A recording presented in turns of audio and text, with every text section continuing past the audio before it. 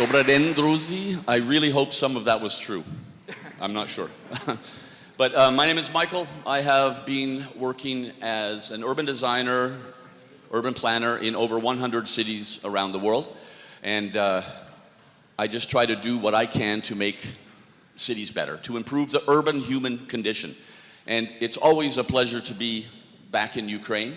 And like I tweeted a couple of days ago, who in the world organizes an urban forum about the future development of cities in the middle of a war zone? Only the amazing, crazy, beautiful Ukrainians. Like this room here and the room outside in the courtyard. I mean, this energy right here, we just started. It might get boring, I don't know. But the energy here, please keep this energy and transform it into positive urban change, because this is an amazing forum. I have, for many years, designed the bicycle infrastructure in cities, but yeah, as Anton said, I wrote the book, the Bible, How to Make Our Cities Bicycle Friendly Once Again. And of course, it's available in Ukrainian. So I could talk for an hour about my opinions about bicycle transport in Ukrainian cities, but I'll probably cry. So we're gonna do something a little more positive today.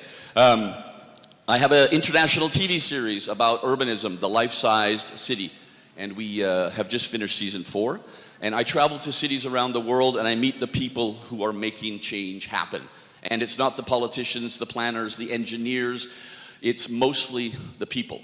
There is a global, subconscious, collective movement, and I don't know where it started, but everywhere citizens are standing up and saying, you know, I don't have time to wait anymore. I'm gonna do it myself, with my neighbors, on my street, in my neighborhood. It's a beautiful thing. There's a podcast in English, there's a YouTube channel. But today I want to talk about these lessons that I've been learning about how to future-proof our urban world. Because we have to get our cities ready for what is coming, and there's a lot of things coming. First of all, I think it's important to identify a major flaw in humans. We are obsessed by the future. We have always been obsessed by the future, ever since we became humans. We look at the existing technology and say, oh my God, that is really, really cool. But all we want to know is what's coming. You know, when's the next iPhone coming out? When's the next shiny thing to make my life easier? And this is a bit dangerous because it makes us very vulnerable. It makes us very easy to exploit as consumers. And for 1 million years, the slogan for human development was this expression, possibly also in Ukrainian: necessity is the mother of invention. We invented things for 1 million years because we needed it here and now. It was a problem, and here's the solution. Now, in our modern society, we are inventing things because we can, just because we can. And the people doing the inventing in many industries, like biotech and infotech, they are engineers, entrepreneurs, tech dudes in Silicon Valley or wherever they are, and they do not represent the rest of us in our daily lives at all.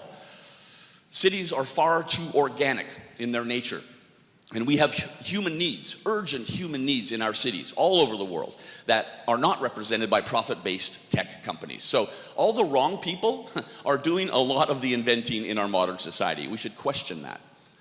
And we always hear about smart cities, right? Oh, everybody talks about smart cities. I speak at these conferences, and I've been asking people for years, what is a smart city?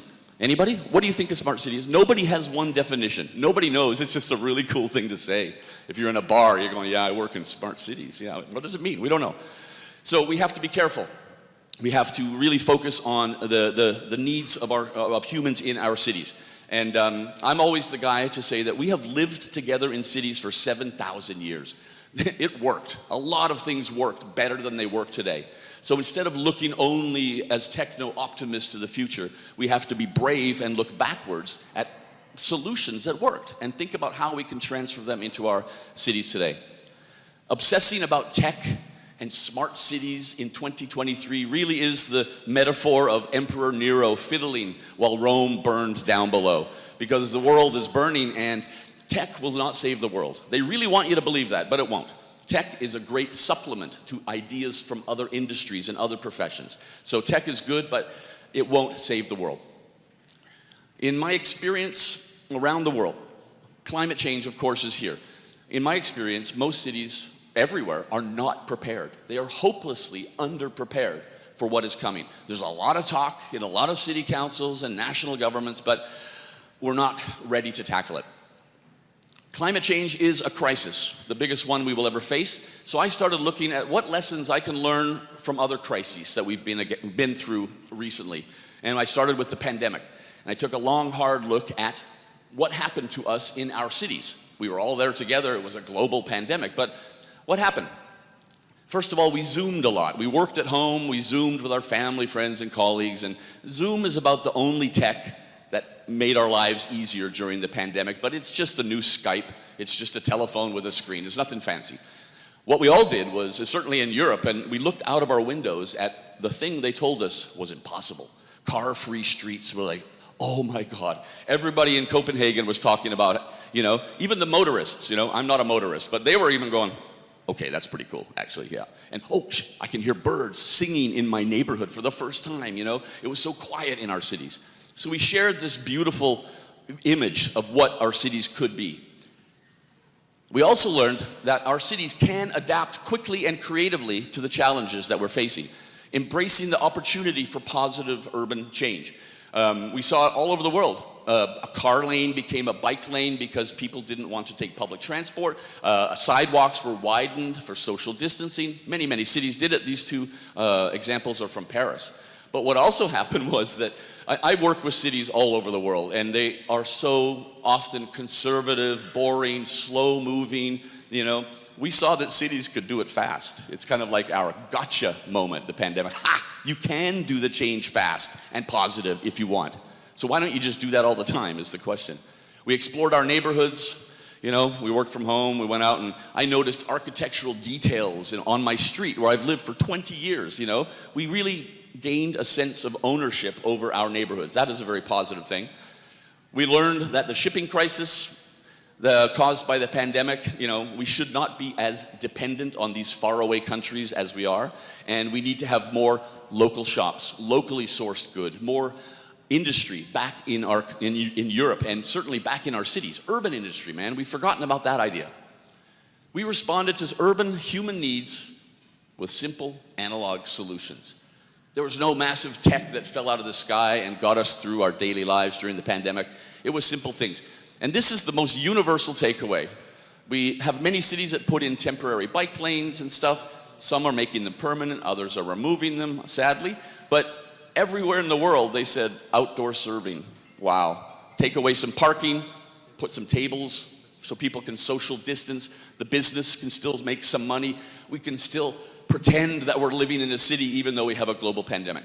And there's examples from everywhere. And in these cities, they are still in place. The pandemic's long gone, and this is a really good idea. So that was the greatest thing that we learned from the pandemic in urbanism. And then we walked from a pandemic into a brutally disgusting invasion of a country right on our doorsteps in Europe. Speaking as a European, you live here, of course. And I started looking at what lessons can we learn from Ukrainians and Ukrainian cities during the pandemic, during the war. And I've had an opportunity to really look at this because I have been in Ukraine for more than 6 months since the start of the full invasion. Last April, I got an email from two people I didn't know, but an urban planner here from Lviv and an urban planner in Kiev, and they said, Michael, man, you're from Denmark. You live in Copenhagen, the world's best city for bikes. Can you please try and find out how to get used bikes and get them to us in Ukraine because we need them desperately. And in April, 2022, I was like, oh my God, of course, a personal appeal, something that I could do to help Ukraine. So I started an NGO called bikesforukraine.org. There's the QR code up there. And I started sourcing used bikes in Europe and using international crowdfunding to bring them to Ukraine. And a lot of people ask, why do Ukrainians, even Ukrainians, that's really cool. Why do we need bikes? It's not really that intuitive some cases. So there are two reasons. One is the original idea. All of the refugee camps here in Lviv, we brought bikes and gave them to the citizens there who have fled from the east to Lviv, giving them mobility, making it easier for them to go shopping, to the doctor, to the schools. But most of our bikes later, we found out they had an even more important function. And they are simply lifelines all over Ukraine. The simple used bicycle is being used to deliver food, water, humanitarian aid, medicine, even the post. We're basically postal bikes now in many parts of Ukraine. And bicycles are amazing because they can navigate any landscape. They're reliable, they're resistant, they're easy to repair. And we give them to a network of NGOs around the country who give them to volunteers and social workers who use them. And it's just, it's a beautiful story. Probably the most Danish story ever. Our used bikes saving lives, making lives better in Ukraine. Because of course you have all of the problems with public transport, with the gas shortage, the bombed roads. Bicycles, man, they save the day every single time. These are some of the photos we get sent from the volunteers. You know, a 22-year-old woman with 30 kilograms of potatoes, 20 liters of water, riding 10 kilometers out to the deoccupied villages to deliver these things. It never gets old. It never gets any less beautiful. But then I started looking around at what else we can learn. Simple lessons. This is a presentation I do mostly in the rest of the world, right? That what we can learn from you people. So, of course, Mykolaiv. I've been working there a lot, and they've had no fresh water since the beginning of the war, so they just simply converted their existing trams and trolley buses to deliver water, right? You've probably seen this. Of course, the regular routes around there, I was there last year with missiles flying overhead, bombs in the distance, and people are filling up their water and getting home, right? What's that? It's a simple, existing analog solution, right? There's no big fancy tech. It's just something that works well. We also learned the importance of food security in our cities and the lack of it in many places. And we knew about this, but it really was spelled out last year. There were many cases in Ukrainian cities where it was so easy to occupy them because, you know, for thousands of years, we kept our food in our cities. If we all wanted to invade a city today, we got our armies and we would surround the city, cut them off from the outside world, and would just wait for months, for a year in some cases, because the food was in the city. I don't even know where my food is in Copenhagen. It comes from industrial areas in our car-centric world, far away from my home. So it was very easy to take some cities because of this aspect. But also, whatever city you live in, anywhere in the world, if it was cut off from the outside world tomorrow, there's only food for 14 days for the citizens. That food security is incredibly important as we face climate change, as we face whatever else we might be facing. But you guys, I'm amazed at the level of personal food security for many, many Ukrainians. You know, I have a friend who went out to grandma's house, cleared away the bombed house, and just planted the garden like you always do for centuries, right? The personal level of food security is incredibly inspiring, and that's something that we need back in Europe. We have to remember that this was normal for 7,000 years, and we need it again. There's just some fun things that I noticed driving around this country for a year and a half. You know, a lot of the very impromptu shelters and you know, military installations and checkpoints put together in a real hurry. And then I see on the right, I was driving in Kharkiv Oblast last week, and I noticed there's a new typology. Somebody put some thought into the architecture. Simple, effective, it's not expensive, and I just think it's really cool. That's another example of simple solutions that work. So also with the energy infrastructure, right? Ukrainians, you just found generators and just fired them up and life went on, you know? Like this one, this is my hotel in Kyiv, you all know this, and just even the small ones. I was so fascinated by the small generator just running the one espresso machine in the one little cafe in Podil. Coffee is so important during the war. I've learned that from you people. Coffee is incredibly important. But yeah, simple analog solutions. It's not cool to burn diesel, we know that. It's like we should stop doing that. But when you need it, it's there, right? This is what I call the age of urbanism. We are thinking differently about our cities and towns for the first time in over 100 years. It's really an interesting time in urban history. And cities are the absolute key to tackling climate change. Local urban change is incredibly quick, right? We can do things on a neighborhood street tomorrow, together. We could all literally go out and do this tomorrow. And the change is immediate and effective. And that is our front line against the climate change that is going to get worse. Street by street, neighborhood by neighborhood, city by city. That is the change. That's where it's going to happen. National politicians signing documents saying, it means nothing to me in my daily life. My neighborhood street, that's the front line. So there is proof about the need for future-proofing our cities. And it's happening already, even before the pandemic, even before the invasion. This is what's happening in Paris. Just don't tell the mayor of Kharkiv about this. He's going to hate this story. Amsterdam, taking out 10,000 parking spots. You know, Oslo has already taken out 7,000. Car-free city center, same size as Lviv. Paris is the only city to watch, really, in the world. They are doing so many amazing things every single week. Paris is the leadership city that we have been waiting for decades. They're taking out 65,000 parking spots. You won't be able to drive through the center of Paris next year. You'll have to go out to the motorway, go all the way around and come in on this side. Just, you know, getting cars out of the city. And like the photo is in Utrecht. Many cities are putting back their rivers and canals that were covered for car infrastructure back in the 50s and 60s. This is what's happening. It's not just like a couple of weird cities, it's really the norm. These photos are from Copenhagen, same location, 3 photos. 1907, beautiful life-sized streets for people.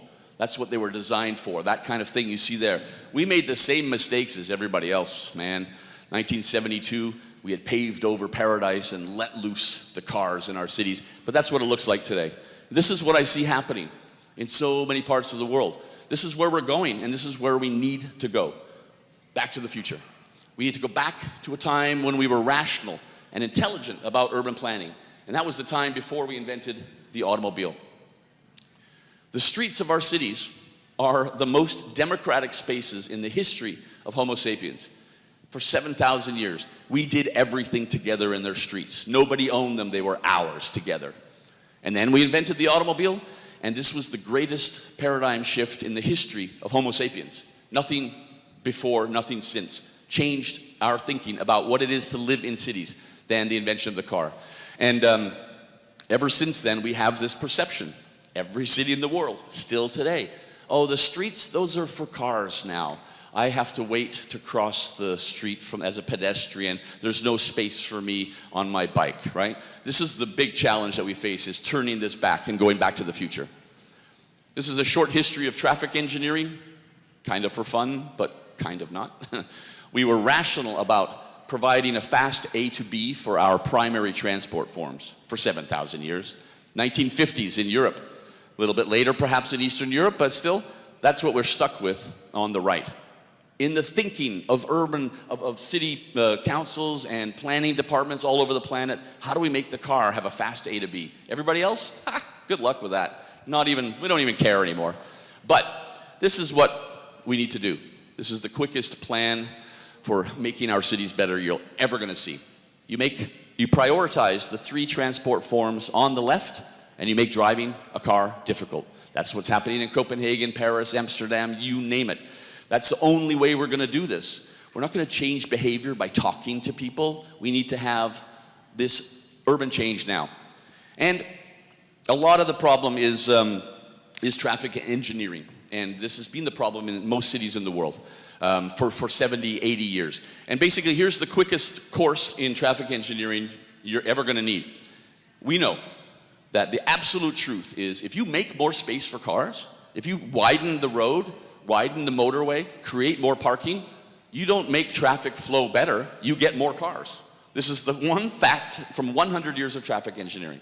It's called induced demand in English. But we also know that if you take away space from cars and you restrict their movement, you get less cars, which is what we want in our cities now from the mistakes we made for 100 years.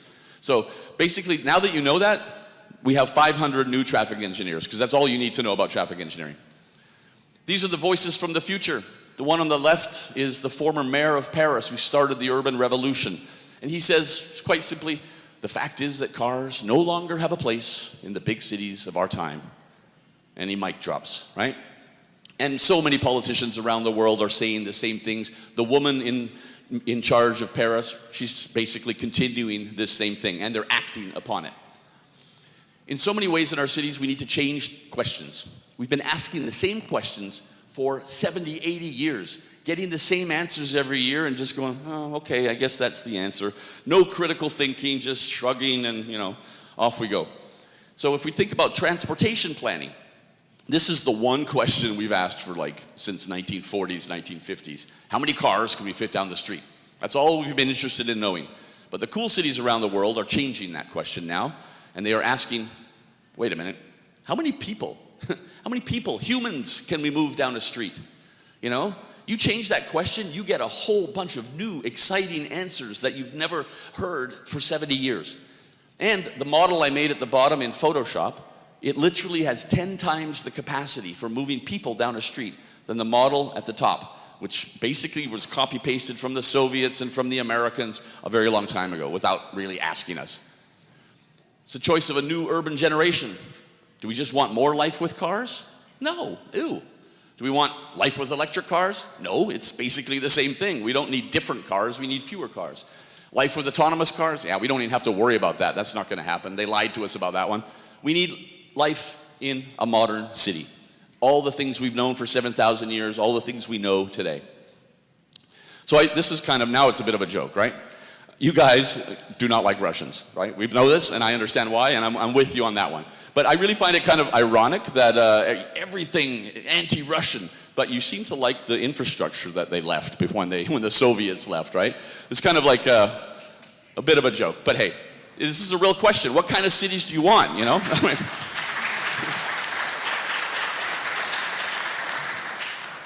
Cool. I was really worried about that joke. Thank you for somebody for clapping.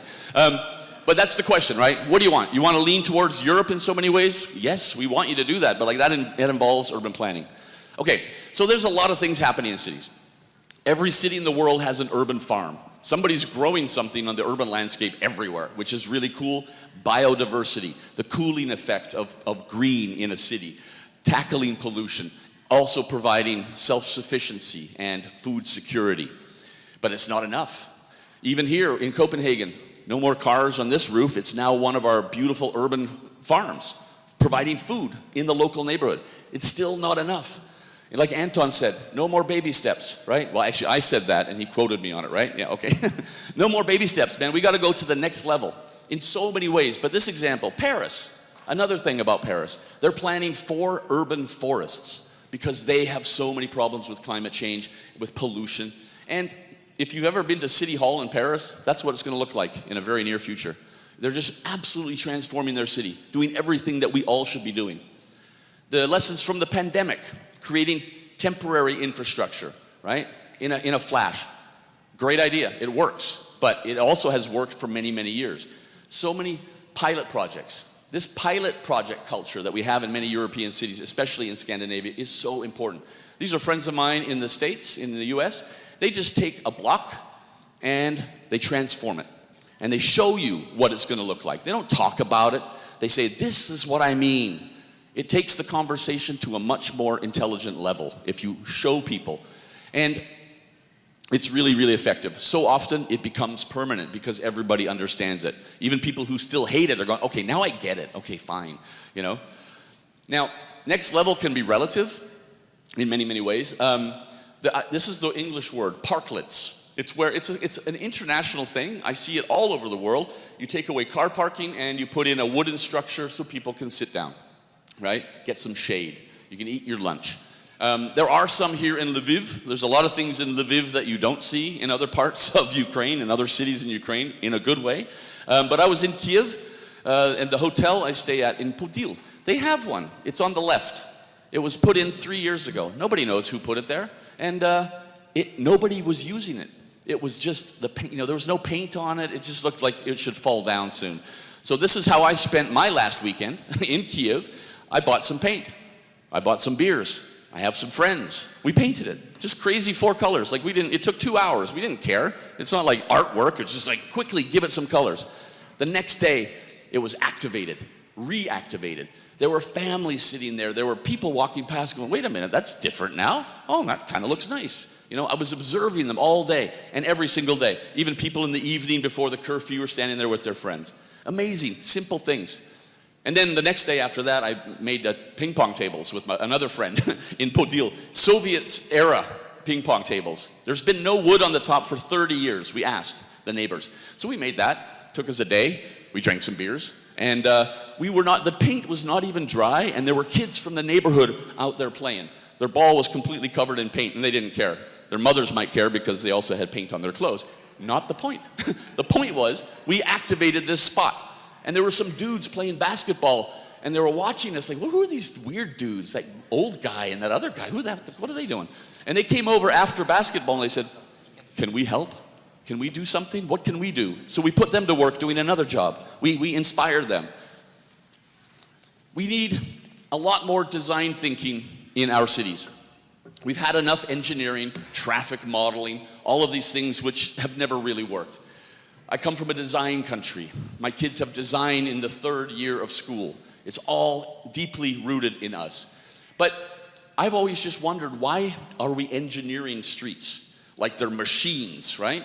Why are we not designing them for the users, for the user experience, like we design everything in our lives? Our phones, this thing, this was a design process, a human-to-human design process from somebody probably in Asia, and it ended up in my hand. You know, positive. Wow, it's so easy to use. Everything we use in our lives, we want it to be designed well. But our streets, we just let engineering take over, right? So there's a really interesting point that we need to think about. I see cool stuff all over the world, and this is a disaster park in Tokyo. They have them all over Japan. The Japanese are incredibly prepared for the next big earthquake. It's coming. It could be tonight. It could be in 20 years. They just know it's coming. There's no doubt. So they are so Japanese about it. This park is where the local community, they will all practice running, just in case, they're drilling for the earthquake. Except everything in this park transforms into something else. The benches on the left, they become barbecues like that. There's a team who are designated. When the earthquake strikes, they know exactly what they have to do, and they become barbecues so people can have hot food. Then, how do I go back? And then there's a row of toilets will appear. The infrastructure is already in place. So the toilets will just go down the row and when disaster strikes.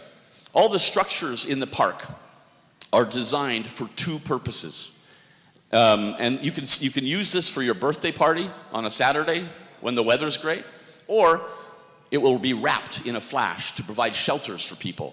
Even the children's playground on the right, where the kids climb, is designed to be a medical facility when the earthquake hits, in a flash. So, let's hope that they don't need it ever, but then when they need it, it's there.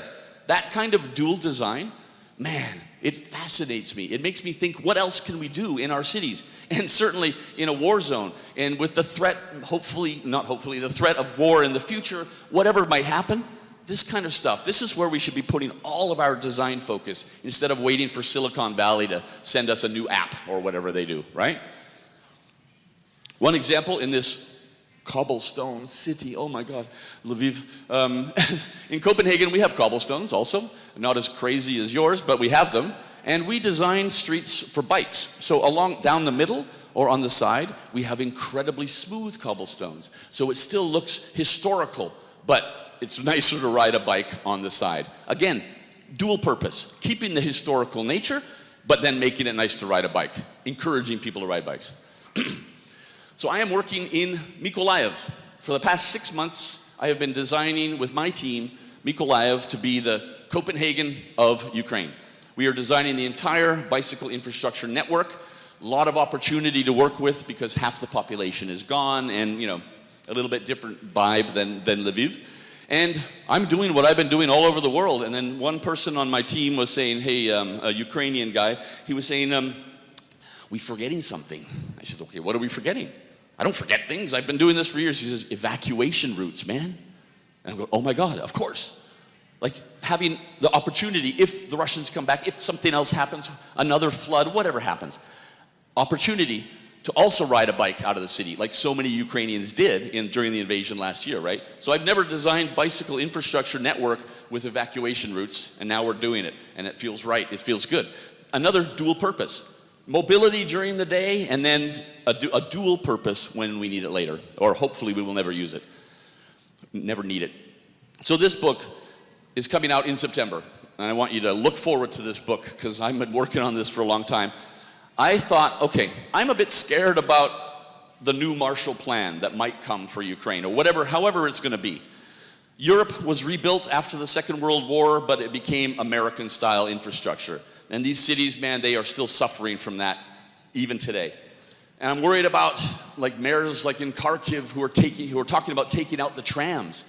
Like all of Europe is putting the trams back. And we're going, you're taking them out? Oh my God, do not do that. What the hell are you thinking, man? And then you have the star architects like Norman Foster. Oh my, these people don't know how to design neighborhoods. He can make a big tall building, but they don't know how to design that. I'm worried about these things because the cities that we've lived in for so long, the cities we need in the future are human. They are responding to the needs of me and my family and my kids and my grandma and everything like that.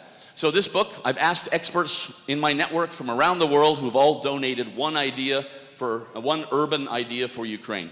And it's a positive book. It's going to say, here's stuff that works elsewhere. Maybe it'll work in Ukraine. It's going to be the first book about post-war reconstruction in Europe in the 21st century. And it ain't going to be any motorways in this book. There's no tall buildings made by crazy, corrupt developers. It's all human ideas. So look forward to that book. Okay, so Copenhagen is one city that is prepared for climate change.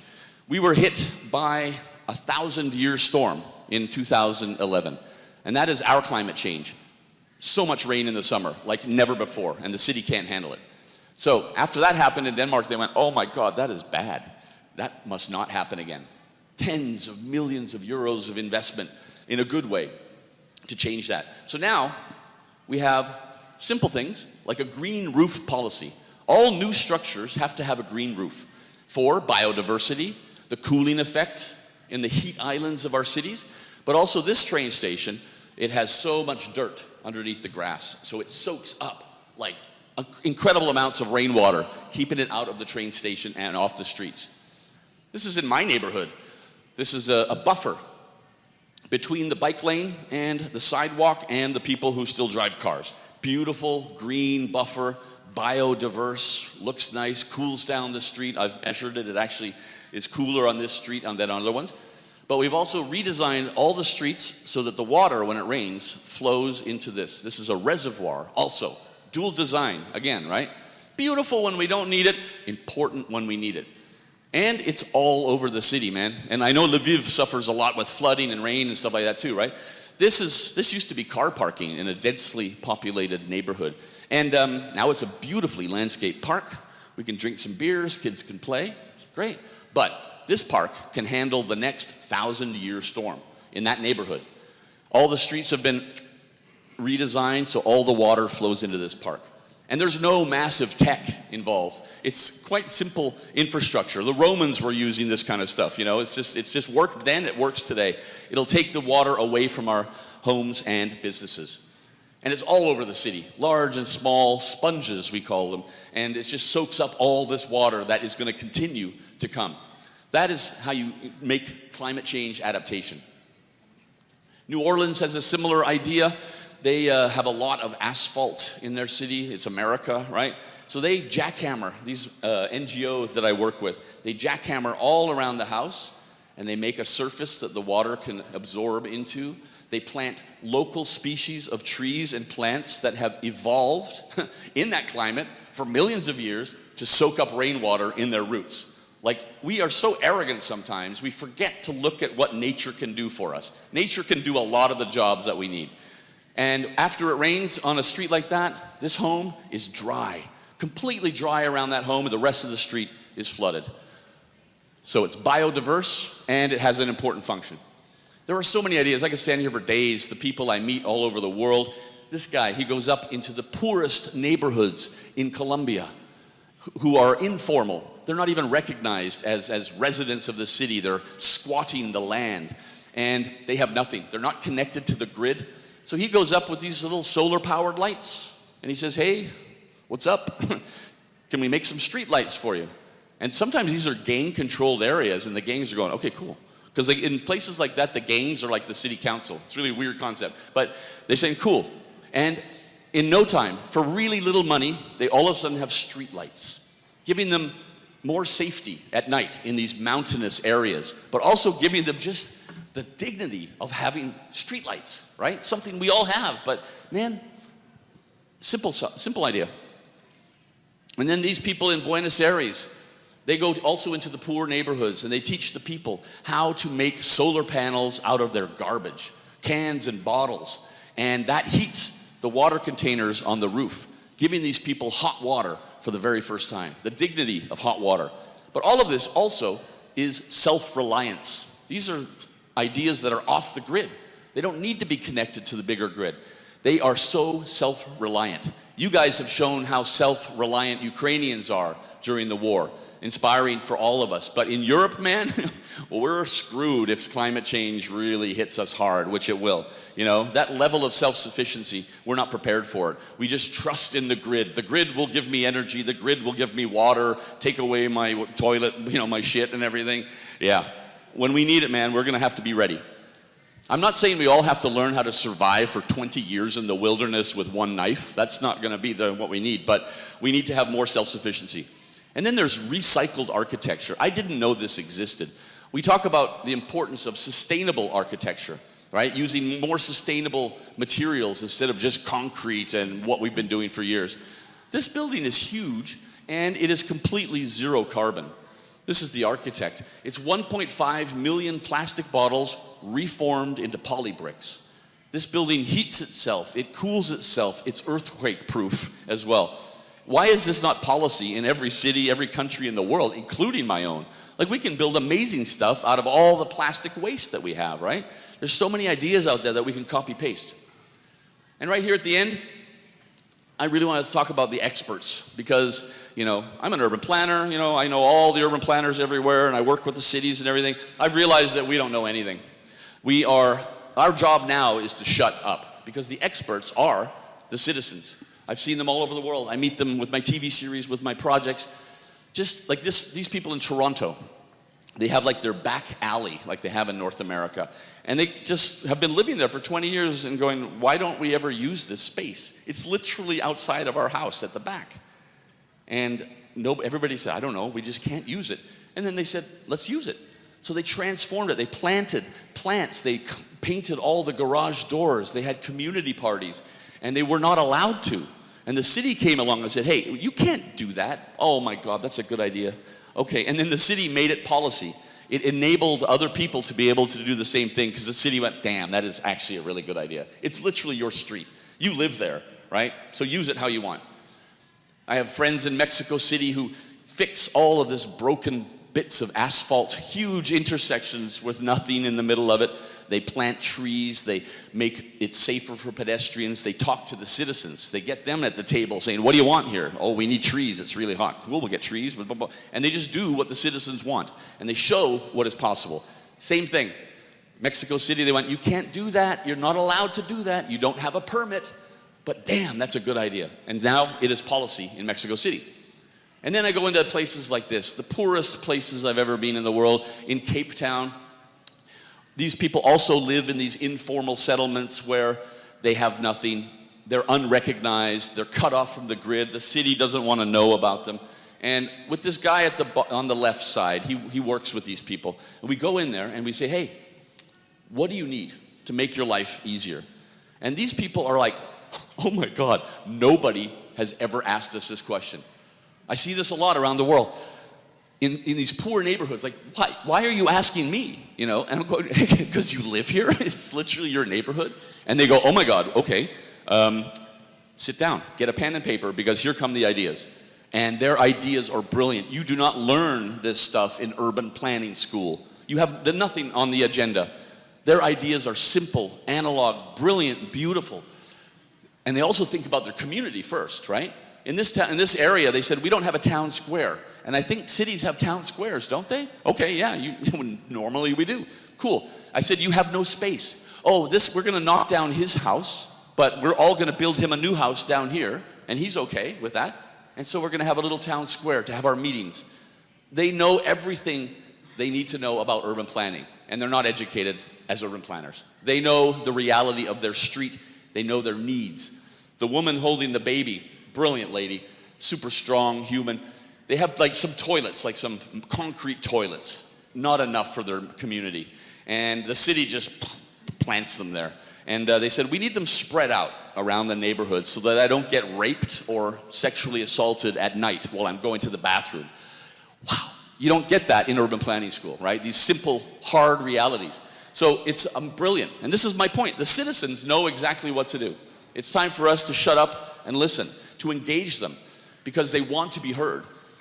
For the past 70 years, with our car-centric thinking of cities, it's all thinking up here. It's big monster infrastructure. Nobody has been talking to us down on the street. And now it's time for us to be heard, the citizens of our cities. And this is what is happening around the world. And the ideas are better than any ideas we've had for the past 70 years. The experts are in every street, in every city in the world. So there you go, at the end of it here. Please, techno-rational and not techno-optimist, right? Let's go back to that rational thought that made us who we are today, that built the cities for 7,000 years. Keep it simple. That's what we need when things go bad, is simple analog solutions, right? You have proven that to the world. That's what we need to do in the rest of the world. Back to the future. And all power to the citizens. Let's listen to them. They are the experts. One group of people in Cape Town can plan a neighborhood better than 500 people like me. I really believe that. I've seen it. So I have two quotes there, fancy quotes, right? Albert Einstein, Jean-Paul Sartre, right? But I'm going to close with a quote from the late, great Mr. Elvis Presley. A little less conversation, a little more action, please. Thank you. Slava Ukraini.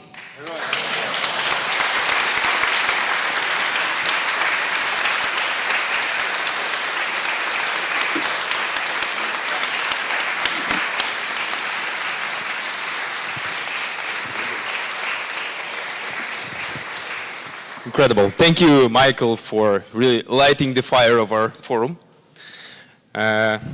Можливо, колеги, You have to keep the fire burning.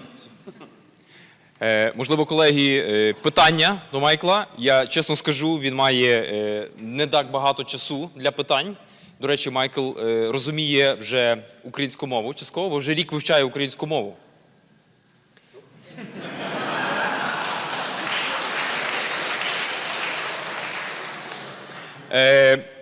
Але він дійсно має скоро їхати в Берлін, але ми готові для відповісти на кілька питань. Будь ласка, задавайте їх.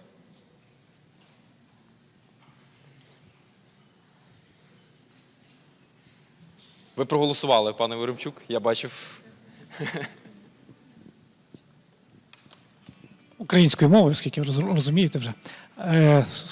Слухати мешканців, спілкуватися з мешканцями. Дуже часто протилежні думки, протилежні побажання, і тоді все, що робити, коли це...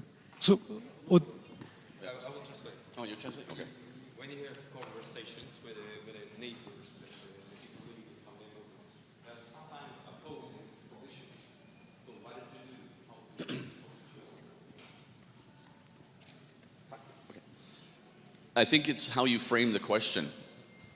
You know, it's psychology. Like, a lot of my work is not like how to plan a street. It's psychology. It's sociology. It's marketing, maybe also. But it's you know, I've done some workshops around the world where we have people who will never give up their car, and you have the people who want to have a car. You know what I mean? Like a mix of people. And we say, hey, first of all, make a drawing. Make a drawing of a beautiful street. Like a street that you would love to live on, that you don't live on now. So you have all these adults making drawings. And none of them have car parking. Like these people, like, you know, they envision a beautiful street with lots of trees and, you know, benches. Everybody kind of does the same thing. Very few people draw the infrastructure. So it's how you approach it, right? You're talking about what kind of city. No, it's not like exactly what you want. It's about what kind of city we should have together. A lot of it is the framing of the question and how you activate them to think differently. That's really important. Conversations, they always end badly. But I mean, when you have, for example, a workshop or you present an idea, it's really important to talk about the children, the elderly, not just the one person who needs to have one parking spot. It's about, like, it's like what kind of city we have. And also telling the story of, ooh, this is what this neighborhood looked like in Lviv 100 years ago. Wow, look at the trees. Wow, look at, all the people on the streets. Telling the story of like, it used to be different and it can be that again, we can change it. So a lot of framing is my answer. Thanks. Для того, щоб більше людей пересідало на велотранспорт, я бачу, що необхідно створювати інфраструктуру для його зберігання в прибудинковій території, тому що радянські будинки не були для цього створені. Які ви можете надати пропозиції, чи у вас є досвід?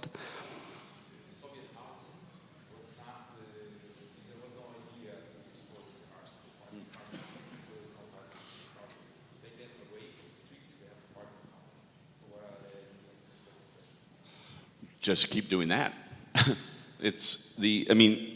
What we see now, certainly in a lot of parts of Europe, is we're designing housing developments. Even in America, I was working on a project in North Carolina, and the guy said, I don't want any car parking.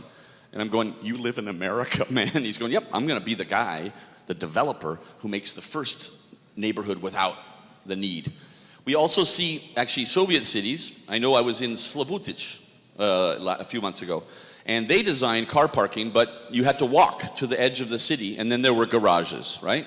That idea we see in Freiburg in Germany. It's still the world's most sustainable neighborhood. It's really sad because somebody should have beaten that and made it even better. But their neighborhood is tram, bikes, walking. And if you have a car, you can park it outside the neighborhood, right? And it also costs you 20,000 euros for that car parking spot. So that maybe makes you think again about whether or not you want to have a car. So the Soviets actually I think the Soviets were good in their community planning, right? The way they designed their neighborhoods, not their transportation and their roads, but where people lived. So that, in a way, that's kind of back to the future, right? We see a new neighborhood development doing what they did, back in the 1950s. You have a garage outside Slavutic or another, back then Soviet city. You didn't have a car, but if you did, then you could have parked it there. So yeah, we can make some facilities. And also in Copenhagen, in some of the new developments, same thing. Really expensive car parking because we have a metro and we have bike lanes, and it's kind of how you design it. You don't just. What we see also is that in many countries around the world, they are taking away their minimum parking requirements. So many places say, oh, you're going to build a building? Yeah, you need 40% car parking, or you have to have this amount of car parking. So many cities around the world are getting rid of this rule. So now you have buildings that there is no car parking. Maybe one handicap parking spot or whatever, right? So this is where we're going. This is what we're seeing in America, in Asia, in Europe. Developers, the good ones, like car parking is an extra expense, right? They would rather build apartments to make more money, right? That's what developers want to do. So you're literally telling them, you don't need to have parking anymore, man. You can actually make more money. So that's kind of what I see happening around the world.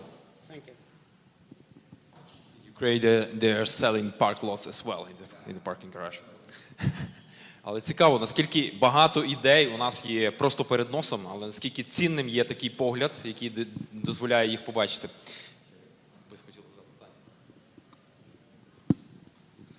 Андріан Гутник, я депутат Львівської міської ради. У мене є таке запитання. Я багато разів був в Копенгагені, і, на мою думку, це одне з найкрасивіших міст взагалі в світі.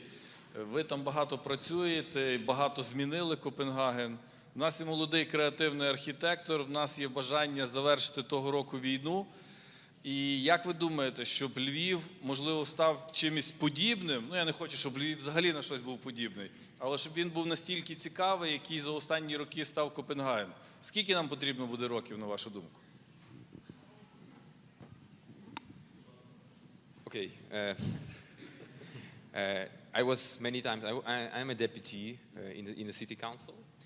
Andrian Hutnik, and I've been to Copenhagen many times. It's the most beautiful city probably that I have seen. But the question is, okay, you see Lviv. We have a lot of capacity. We have young people working here, but we have also all the will to change the city and so on. How many years do we need to make Lviv like Copenhagen? I think Lviv should be Lviv, first of all, right? Like, I would say 5 or 10 years. That's my normal answer, 5 to 10 years, right? Yeah, think about it. Only 23% of the citizens of Lviv own a car. Only 23. In Copenhagen, it's 28, but still, that's very low, right? So it's what choices you make about how people get around. If you make the car the most convenient way to go from A to B in a city, humans will do that. They will always do the easiest option. If you make it difficult to drive, they will look for other solutions. If you build better bicycle infrastructure, this city could have 25% of the population on bikes, like that, if you did it well, if you designed well, which you're kind of not doing at the moment. But trams, buses, all of these other things, right? 23% of the population of this city look at the space that they have been given. Look at, I call it the arrogance of space, an arrogant amount of space for only 23%. And so many of it are just one car with one person, right? That is not democracy. That is a transportation dictatorship. And I think we're done with dictatorships now. Same in Kiev, low car ownership. Paris, it's falling. It's like only 29%. So, I mean, the question is democracy, man. All of this, the streets are ours. The most democratic spaces in the history of humans, and yet we do not have full access to it. All of us who live in a city. One user group is given all the space. So I think that makes it easy because the street is there. You can do anything you want with the street. You've already done it in Lviv, in Copenhagen. Streets have changed for like hundreds of years. We could do it next week. Maybe it takes a little bit longer than 1 week, but it's possible. It's political will. It's listening to the people, and not just the one user group who complain about traffic jams and parking. All of the people. This is something I've learned in Mykolaiv. We went around the city asking people, hi, we doing surveys, and they're also like going, why are you asking? Like, nobody's ever asked me this question. Same thing. How many percentage is that? 23, 7, 30, nice, 67? Yes, what is the other percent, the 67% of Lviv? What do they want? Where's the massive website where they can write in their ideas, right? It's urban democracy. So I think it is possible within 5 to 10 years. I think the layout of the city, also out in the suburbs, it's possible. So let's start doing that.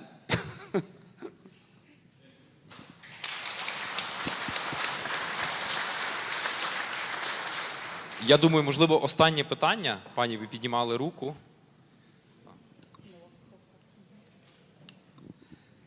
Дякую. Ну тоді нам Україні потрібно перше міняти законотворчу базу, бо в нас в будівельних нормах записано на кожен будинок кількість парковок, на кожну громадську забудову площа під парковки. Зараз, не так давно во Львові проходило громадські слухання по парковку під площею Міцкевича.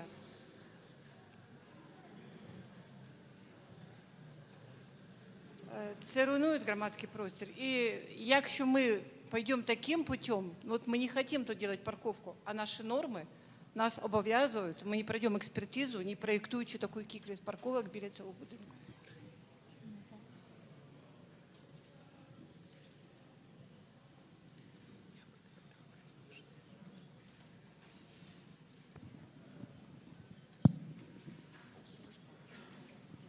Okay, yeah.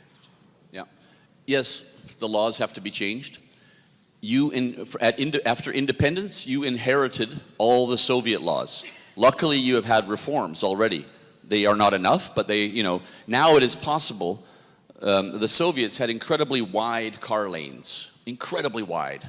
And now it's possible in cities to have them much narrower, like we have in many European cities. If you do that, it's safer. There's a lot of science. Car drivers have to concentrate if they have more of a limited space. Safe drivers concentrating in cities, I'm a big fan of that concept. So yes, of course, reforms. You can do it nationally. You can also do a lot of things locally, and start the change in one city. Absolutely. Underground parking is expensive. We do it a lot in Denmark, but we have a lot of stupid politicians who build underground parking, but they don't take away the parking. If there's 200 spots here, they don't take away 200 spots on the surface. They just add another 200. It irritates me in so many Danish cities. So if you do invest in underground parking, then you take away the surface, right? And you put in trees and benches. If you improve the surface around the underground parking, then I think I'm okay with underground parking. We have to force them to go down and do that and give, re-democratize the space up on top, right? Making the city better. So yeah, like I said, if you make more space for cars, you get more cars, right? So that's the important thing, is to remove also at the same time. So it's just really expensive, underground parking. In Copenhagen, we know that one car parking spot in an underground facility takes 900 years to pay off. Like, it's 900 years. It's like it's not very cost efficient. And it's only cost efficient if you improve urban life on the top, and then you're willing to sacrifice that money to improve the air quality, the quality of life on the surface, right?